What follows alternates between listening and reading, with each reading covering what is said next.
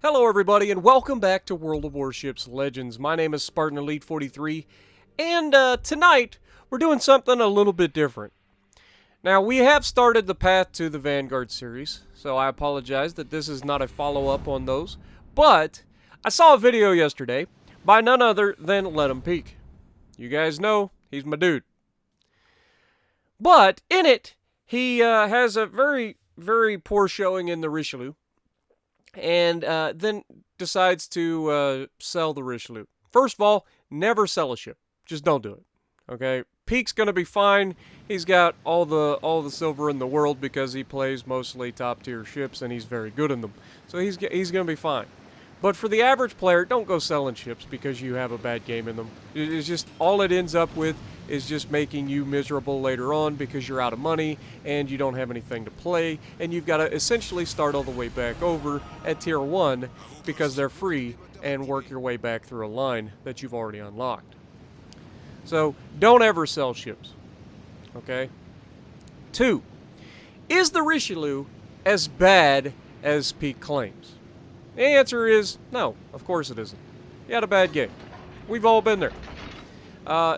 I've had several games today where I played the Richelieu, and while it does give you troll dispersion, again, it's not a bad ship. It really isn't. Is it frustrating to play sometimes? Absolutely, especially because everybody knows that the biggest weakness of these French battleships is high explosive and shooting their guns. Okay? That's the biggest weakness of these ships. So, what do people do? They shoot high explosive at you, and they try to break your guns. Okay? You're going to see that in this double feature. Now, with that being said, I'm also going to showcase why I think that the French battleships are still incredibly strong. Namely, the Jean Bart and the Richelieu. Jean Bart, obviously, is better. It's hard to discount that reload booster that it gets for the main batteries. But the Richelieu is still a fine ship. Now, you're going to see it right there. Very first shot I take at the Richelieu. A very solid hit, 7,000 damage, but we knocked out one of his guns temporarily. Already! And we weren't even aiming for his guns. We're aiming for the superstructure / deck armor of that ship. And now we're going to switch over to high explosive because we were initially planning to shoot the Richelieu with high explosive. But because the lightning sets a smoke screen for him, we have to switch to shooting at the Iowa. We get 2 fires immediately on the Iowa. He's going to have to damage con that. And now that he's damage conned it, we're going to try to hit him again. Now the bad thing is if he's running reaching out XXL, this is not going to do anything. But look at that dispersion. That dispersion's fine. And we only get 2 hits. So I don't know if he changed the direction he was going or what, but we managed to only get two hits there. But again, this is not where you want to be shooting in the Richelieu or the Jean Bart. You want to get closer than this. You don't want to be exchanging long-range fire because these tend to be more like shotguns rather than laser railguns that you're used to on the Yami, on American battleships. Like, they're not that accurate. They tend to be much more dispersed. Which is why I've switched to running Azure Lane Scharnhorst as well as Paolo de Revel for that extra fire rate. Now, the good thing about these ships is that you can go really, really fast fire rate. These are still 15-inch guns, and 15-inch guns are pretty nasty, especially with these French magic bullets that just have a knack for scoring ridiculous amounts of damage on superstructures of, I don't know, American and German battleships. Now, where they struggle is citadeling battleships at range. Now, up close, if you give this thing a broadside, it will remove you real quickly. Just like the Jean Bart. The good thing about the Jean Bart is, with that faster reload... Oh, hello, Amagi. Yeah, okay. You're about to come around that corner, flat broadside. I'll take this shot. Now, obviously, we're detected. The friendlies managed to get rid of the lightning, and there you can see, first time, our gun has been knocked out, and it won't be the last time. We get 1 gun off, and that looks pretty solid on the Amagi, and it wasn't very great. 2 penetrations for negligible damage on the broadside of an Amagi that's not running a camo. And this is where you start to realize that the ship isn't as good as you thought it was, right? And immediately we get our gun taken out again. You can see I'm starting to get frickin' frustrated here by this Richelieu. But at the same time, this guy has my broadside. He's the bigger threat. I need to focus him down. So we're going to go ahead and shoot him again. And we are trying to reverse. We're going to try to use the island as cover from the Richelieu. And then you can see we actually return the favor on the Amagi by knocking out one of his guns temporarily. And we do take a hit here, 1 penetration from the Richelieu as we're over-angled trying to reverse around the corner. Amagi goes down to our Z-23, and now we are no longer spotted. So we're going to be able to hold off for a little while longer. And in fact, in this match, we're actually going to have us one heck of a fight here to try to win this side. I have a Cleveland behind me that's got a great shot at the Iowa. He's starting to try to burn him down. And we also have 2 destroyers left on the enemy team, and we only have a Z-23 left. And the Z-23's been in a fight. He's low health. If he gets into a fight, he's going to be probably taken out. Now, we take this shot. We're aiming right in between the 2 guns because we want to try to take his guns out, right? And that's where we get those ridiculous French magic bullets that somehow manage to pull 17,000 damage off of a bow-tanking Richelieu. I don't know how it happens. It just does. Weird penetrations happen with these things. And that's why I say, like, you can't say that they're bad ships because they're not. The Jean Bart, one of the very first ships I broke 200,000 damage in back in the day. I did break 200k in my Iowa first, but I honestly had forgotten. So if you go back in my channel and look at it, finally, I think the video is literally called Finally. And it's a Jean Bart video on North where I break 200k for the first time. Or I thought I broke 200k for the first time until I found another video in the Iowa where I did it prior. But I digress. We get another great salvo into the Richelieu using armor piercing while he's bow tanking. And we haven't been able to knock his guns out reliably when we're actually aiming at them. Go figure. But he is dodging slightly. He is turning left and right trying to avoid it. We all know that it's a thing. Now, I've heard people say, oh, Spartan, if you turn your gun slightly this way or this way, you'll not get him knocked out. That's bullcrap. Sorry. It just is. And the reason I say that is because the side armor on the turrets isn't as thick as the front armor. So if you turn your turrets, you're more likely to be penetrated in your turrets from the side. As you just saw, I turned my turrets to the right to look at that guy without locking them towards the Richelieu, and he immediately knocks out one of my turrets. And that is the first time he's knocked out one of my turrets when I wasn't looking at him. Or when I, you know what I'm saying. He's been shooting at me over and over again here while I was looking at him, did knock out my guns. But as soon as I turned my guns the other direction, he knocked out one of my guns. And you can see once again, he doesn't knock out my guns, and we are both trying to knock each other's guns out. I switched to HE because I want to try to get rid of this man. Now, right here, we've lost our Z-23. This game is still up for grabs. Could be anybody's game. We have a 3 versus 5, but their destroyers are right here. We see the smoke screen, and they're actually going to show themselves by shooting at me. This Cleveland initially makes the right play by going to attack these destroyers. But I'll explain why I think he screwed up. And don't worry, I screw up in this as well, because I lose track of where that Iowa is, even though it's blatantly obvious on the minimap where he's at. So keep that in mind. But you can see, I knew I was detected by the destroyer. I'm already placing my guns out there. I get the shot off on the Benham, and we smack him pretty good, taking over 5,000 health off of him and dropping him down below a third of his hit points. So that's going to make him a very easy finish. You can see he is going to be radared by this Cleveland. The Cleveland also has the Z-23 out in front of him. And you can see by the plane on the map, I know exactly where this Iowa is right now. And I'm not paying attention. Now, Cleveland is going off to attack that Z-23. And this is the part where I screw up. I know that the Iowa's coming up behind me. You can see where he's at on the map based on the spotter plane or the catapult fighter that's behind me on the map. So I'm already engine forward. I'm trying to get this ship going because I don't want him to jump around the corner on me and have a broadside on my ship. I don't have the hit points for that. But unfortunately, he's already much closer than I was expecting. And so I have to turn away to hope that the French magic armor lives up to its name.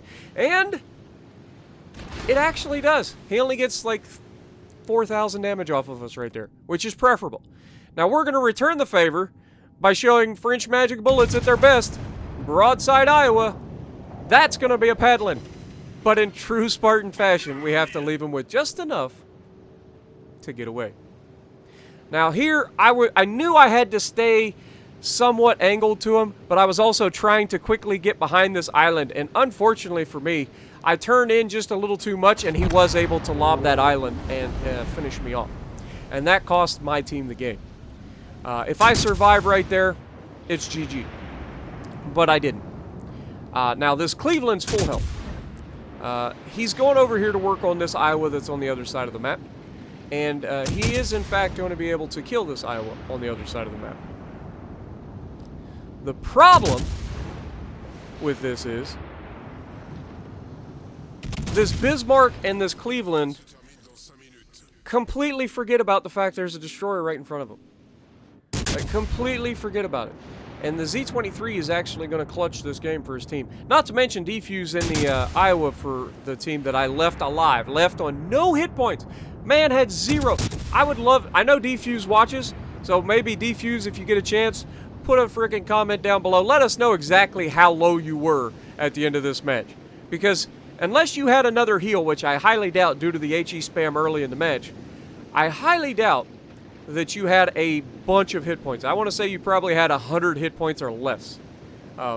It was ridiculous. But you can see Cleveland doesn't have his radar because he used it on the Venom, and is charging a smoke screen. I'm hoping that he has sonar, but it doesn't even appear that he has sonar, because the sonar would detect this destroyer at 4.5 kilometers as well.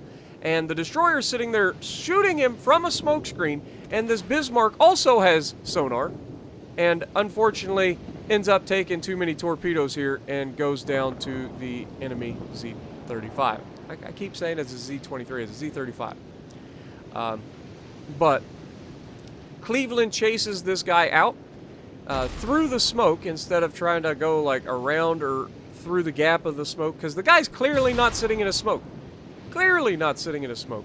Now, Cleveland actually finished off the Iowa, and he's chasing this destroyer off the map to try to finish him off.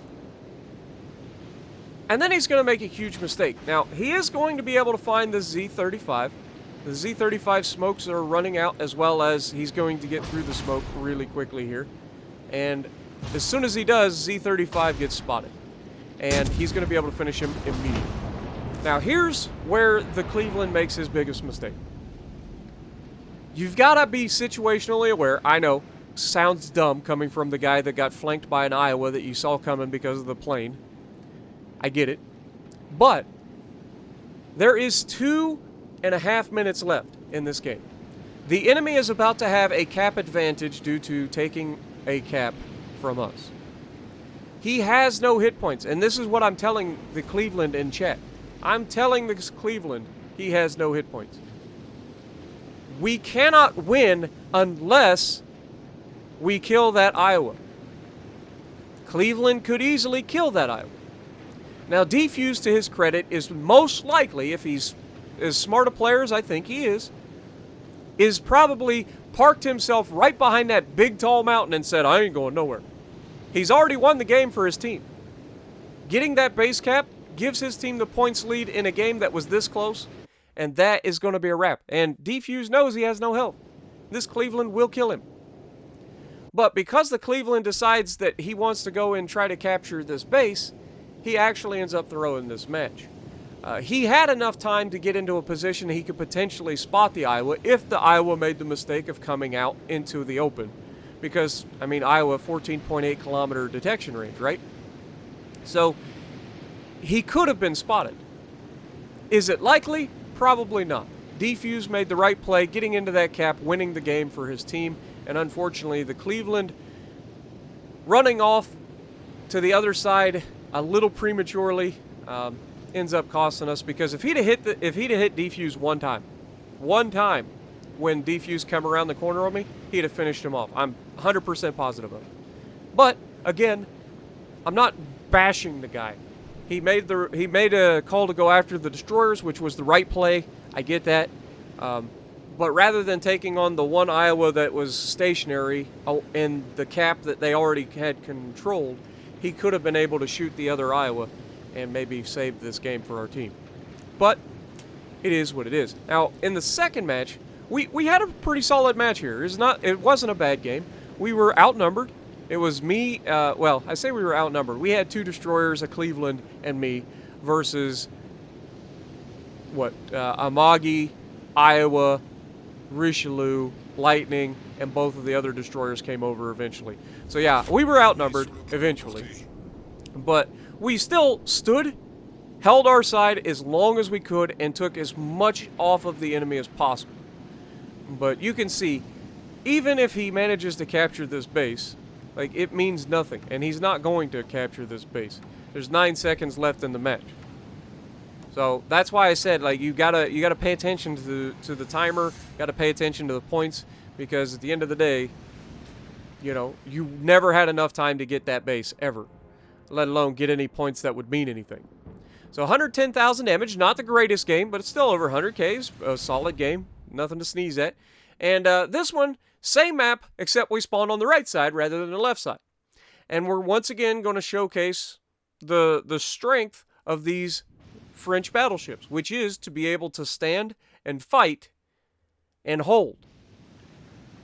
If you get on a map where you get left behind and you're able to flank, you can absolutely rip apart an entire team very quickly with these French battleships because of their French magic bullets. If you get some decent dispersion. But where I personally like, because you can create a lot of crossfires that way, is what I'm saying. They're fast, they're maneuverable, they're able to get out to the edges and catch people when they're fighting the rest of the team. On this one, it's not going to quite work out that way because the enemy is going to see us and actually come after us. And they're going to come after us hard. Now, I have a Belfast with me, and I have an Ignis Purgatio, which is the Warhammer, I want to say it's the Nagato, that is an American warship for some reason because Warhammer. But anyway, with that being said, we have 2 ships here with us, and we are the top tier ship. Now, obviously, I don't want to put myself in the center of the map to go into Bravo because they have some prolific fire starters. And you're going to see pretty quickly how badly fire starters hurt this ship when given the smallest opportunity. Okay? So, we're going to showcase the goods and the bads of the ship, and you guys can make your decision on whether you think the ship is actually as bad as Peak says it is, or if he was just being a little bit dramatic because he had a bad game. It happens. And I'm like the worst person to sit here and call somebody out for saying stuff like being dramatic because they have a bad game. I'm literally one of the most dramatic people when they have a bad game. But maybe that should give you a little bit of a hint of why, you know, I'm the one doing this. Because I get it, I understand the frustration, but just don't do it. Don't sell ships, guys. It doesn't make any sense. You just end up losing money in the long run, and you regret it eventually, if not right away. So just don't do it. Anyway, so we're pulling up initially. We see that it's Zara in the cap. And also, I'm figuring that their destroyer spawned over here as well. And the reason I think that is because we only seen 2 ships get spotted other than one of them that was coming from mid. Generally speaking, they spawn at least 3 ships over here. So I'm figuring we've got at least a destroyer and a cruiser in the cap. We know the Zara's here, so I don't want to push all the way around. Now, I'm spotted by the planes. So, as soon as that plane goes away, I'll be unspotted. But we had already slowed down. We knew that was coming. There's the torpedoes that show you everything you need to know. Now, we take this shot, aiming a little bit up the side of the ship, and we get 4 penetrations, 3 overpins somehow on a broadside of a frickin' Tirpitz. Like, really, game? 3 overpins on the broadside of a Tirpitz at 6 kilometers. Interesting. But, yeah, he's going to turn out. We're going to aim for that superstructure. We're already on fire twice. You can see we get a pretty solid hit out of that, 5,000 damage or so. We're not getting good dispersion at all. But we also don't want to extinguish these fires until we get to a point where we're not going to be getting hit. And look, more torpedoes. Who'd have saw that coming? We do get ready to shoot the Tirpitz again, but unfortunately, Tirpitz goes dark because I get behind my teammate's smoke screen. He's angled slightly, but he's turning in. We take another shot at kill switch out here in the Tirpitz, and there we get a much better shot. 8,200 damage. Again, nothing crazy. We're not getting 15,000 damage salvos that we normally get out of this thing, but we're still getting decent damage, and we've turned him back. Okay, we know he has torpedoes, and that's the only reason they come out like that. And of course, he disappears right as we're getting a chance to reload and maybe shoot him again. Now, the Zara is getting pummeled by our Bismarck, and so we want to try to push up and spot this destroyer that's on our left. We can see there are 3 battleships heading over to our direction around this island that's ahead of us. We know there's a destroyer to the left. I have a Belfast next to me. I have a Belfast next to me. I have an Ignis behind me. I've got the Bismarck to my left, and there's another cruiser back there.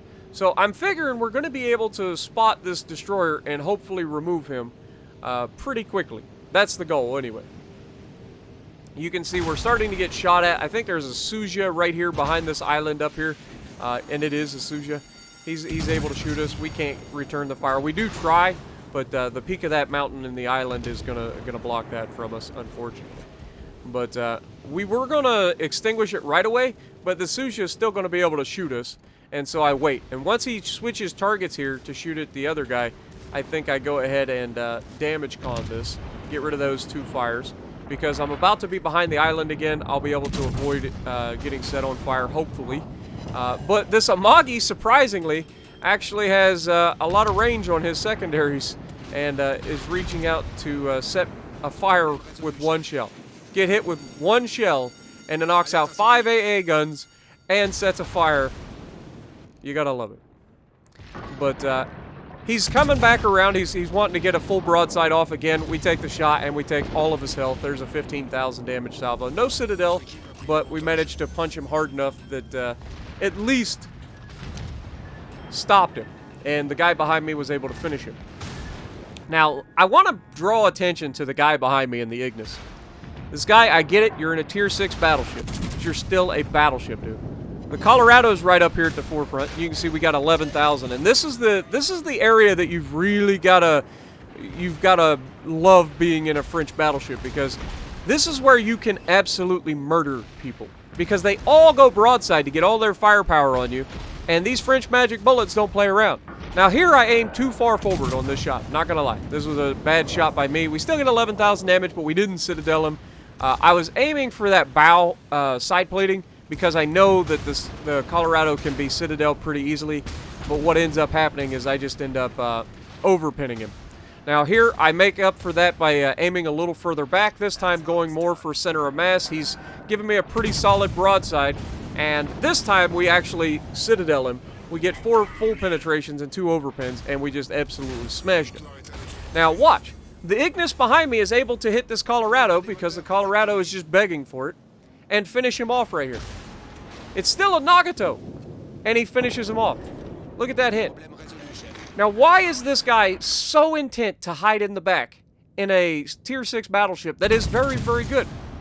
Now here, we reach out 21,000 damage to the Tirpitz. Sure, we're not Citadeling, but that's 6 out of the 8 shells that we can fire, hitting the target. You can see his return fire bouncing off of our ship, but he's at 3.5 kilometers, guys, which means what? He's trying to torp us. So we have to try to dodge his torps, which is why I turn the other direction. Then we get lit up by all these torpedoes coming the other direction, and I'm trying to, and they actually run out, thank God. But you can see I'm gonna run out of time. I'm not gonna be able to dodge this torpedo, unfortunately.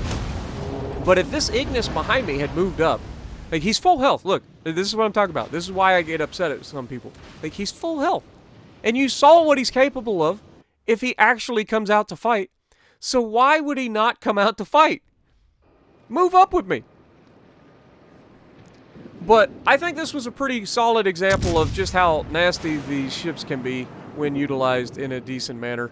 130,000 damage, most of that coming in that last few barrages there as everybody tried to rush me. And you can see how long we were able to survive just because of the armor of the ship. And because you're able to get all of your firepower over the bow, you can always have really good angle to point at the enemy. So, at the end of the day, I think that these ships are fine. I honestly don't think that they're bad ships at all. They're still up there with the Americans in terms of their ship performance. So second on the leaderboard, Suja coming in top.